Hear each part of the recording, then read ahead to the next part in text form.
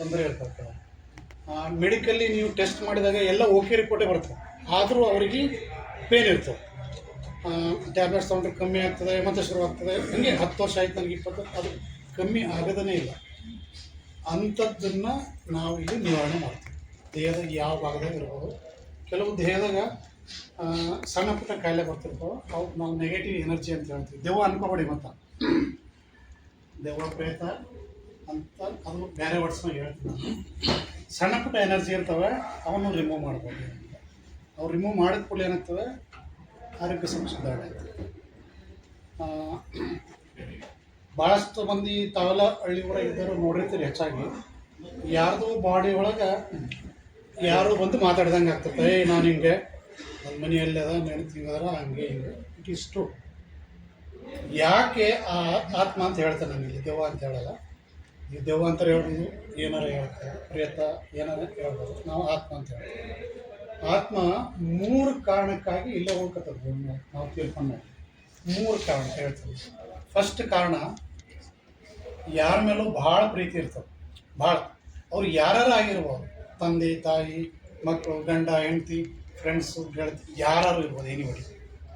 ಅವ್ರಿಲ್ಲದ್ರೆ ನಾನು ಬರಲ್ಲ, ಅವ್ರನ್ನ ಬಿಟ್ಟಿರೋಕ್ಕಾಗಲ್ಲಪ್ಪ. ಈವನ್ ಇನ್ಕ್ಲೂಡಿಂಗ್ ಹೆಂಡ್ತಿ, ನಾನು ಮಕ್ಕಳು ಯಾರು ಹೇಳಿ ಅವ್ರು ಬಿಟ್ಟು ಬರಲ್ಲ ನಾನು ಅಂತ ಯಾರಾದರೂ ನೀವು ಅನ್ಕೋತ ಕೂತ್ರಿ ಲೈಫ್ ಲಾಂಗ್ ಅಂತಂದರೆ, ಅವ್ರು ತೀರ್ಕೊಂಡ್ಮೇಲೆ ಮ್ಯಾಲಿನ ಲೋಕಕ್ಕೆ ಹೋಗೋದಿಲ್ಲ. ಅವ್ರು ಇಲ್ಲೇ ಉಳ್ಕೊಂಡ್ಬಿಡ್ತಾರೆ. ಅವ್ರು ಎಲ್ಲಿರ್ತಾರೆ ಅಂತಂದರೆ, ಅವ್ರ ಮನೆ ಯಾರ್ದಾರ ದೇಹದಾಗೆ ಇರ್ತಾರೆ, ಜಾಸ್ತಿ ಪ್ರಕಟ ಮಾಡೋಕ್ಕೆ ಹೋಗಲ್ಲ.